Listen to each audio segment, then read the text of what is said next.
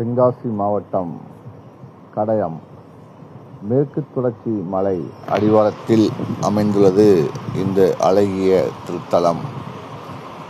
அருள்மிகு வில்வவனநாதர் நித்திய கல்யாணி அம்மன் உடனுரை ஆட்சி செய்யும் ஒரு அற்புதமான இடம்.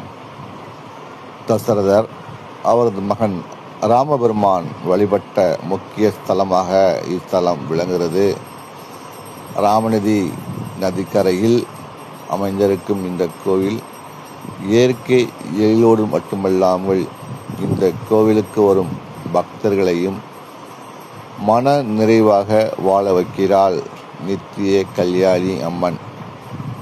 கல்யாணி அம்மன் கோவில் என்றே அழைக்கப்படும் இந்த கோவிலில் சித்திரை திருவிழா தற்போது கோலாகலமாக தொடங்கியிருக்கு. சமீப காலமாக பார்த்தீங்கன்னா பழைய விஷயங்களாமல் சரி, தொன்மையான விஷயங்களையும் அறிந்து கொள்வதில் எல்லோருடைய மனங்களும் ஈடுபாடு காட்டி வருவது வியப்பான ஒன்றே. அந்த வகையில் 1000 ஆண்டுகள் பழமையான இந்த கோவிலை பற்றி அறிந்து கொள்வது மிக சிறப்பே. ஏன் என்றால் இந்த கோவில் மக்களின் உணர்வோடு பிணைக்கப்பட்ட ஒன்று. தசரராக இருந்தால் சரி, ராமபெருமானாக இருந்தால் சரி, அவர்களின் வேண்டுதலை நிறைவேற்றிய பெருமை ஈசனை சாரும். அன்னை நித்திய கல்யாணி அம்மனை சாரும்.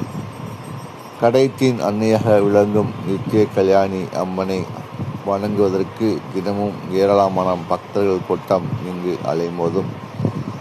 மகா கவி சுப்பிரமணியார் பாரதியார் இந்த நித்திய கல்யாணி அம்மன் கோவிலில் அமர்ந்தே பாடல்களை பல பாடியுள்ளார்.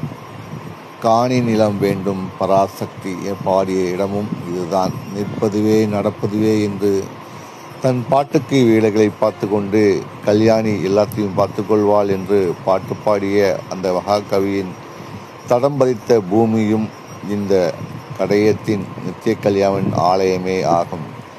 மன அமைதிக்கு பெயர் பெற்ற நித்திய கல்யாணி அம்மன் கோவில் இன்றும் நீங்கள் வருகிறீர்கள் என்றால் உங்கள் மனதில் எத்தனை சஞ்சலங்கள் இருந்தாலும் அத்தனை சஞ்சலங்களை நீக்கி உங்கள் வாழ்வில் பெரும் கவலைகளெல்லாம் நீக்கி மகிழ்ச்சியை தருவாள் இந்த நித்திய கல்யாணி அம்மன். வாய்ப்பு கிடைத்தால் தென்காசி மாவட்டம் கடையம் நித்திய கல்யாணி அம்மன் கோவிலுக்கு வந்து செல்லுங்களேன். இன்று நடக்கும் பூஜையின் சில காட்சிகள் உங்களுக்காக இதோ.